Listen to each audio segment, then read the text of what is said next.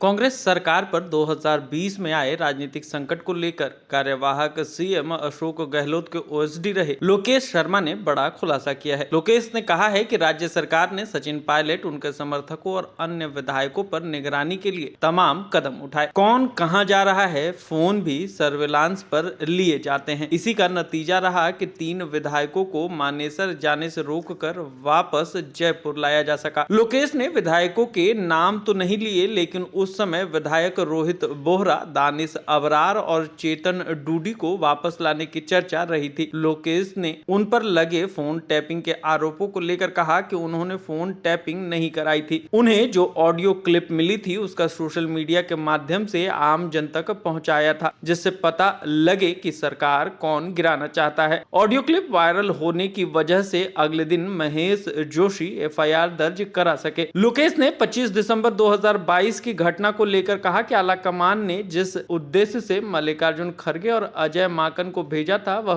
पूरी हो जाती तो आज राजस्थान के विधानसभा चुनाव की स्थिति कुछ अलग ही होती। उन्होंने 25 सितंबर 2022 की घटना को प्रायोजित बताते हुए कहा कि विधायक दल की बैठक मुख्यमंत्री निवास पर होने के बजाय शांति धारीवाल के घर पैरेलल हुई। सभी कैसे बसों में बैठकर सीपी जोशी के पास गए, इस्तीफे तक दे दिए। लोकेश ने कहा कि सरकार बचाने के साथ रहे विधायक और मंत्रियों को टिकट देकर ऑबलाइज करना पड़ा। यह 5 साल सत्ता सुख भोग चुके थे, फिर भी उन्हें टिकट देकर ऑबलाइज किया गया, जबकि रिपोर्ट इनके पक्ष में नहीं थी। इस चुनाव में गुटबाजी का भी नुकसान हुआ। जिस कंपनी को चुनाव का काम सौंपा गया उसने भी मनमानी की। प्रदेश अध्यक्ष गोविंद डोटासर व प्रभारी तक की अनदेखी की गई। राजस्थान एकमात्र ऐसा प्रदेश था जहां सरकार बना सकते थे, लेकिन सीएम की ओर से समय रहते फैसले नहीं लेने के वजह से सत्ता से बाहर हो गए। लोकेश ने मुख्यमंत्री के इस्तीफा देने के बाद ही अपनी पीड़ा सोशल मीडिया पर साझा करने को लेकर कहा कि मुख्यमंत्री से कहना चाहते थे, लेकिन वो कॉकस से घिरे रहते थे और उनकी बातों को नहीं सुना जाता था। इस वजह से सार्वजनिक प्लेटफॉर्म पर अपनी पीड़ा को जाहिर करना पड़ा। यह पीड़ा चुनाव परिणाम के बाद इसलिए जाहिर की क्योंकि पहले करते तो पूरा दोष उनके ऊपर सरकार हारने का आता। जब मुख्यमंत्री का इस्तीफा हुआ तो पीड़ा जाहिर कर दी।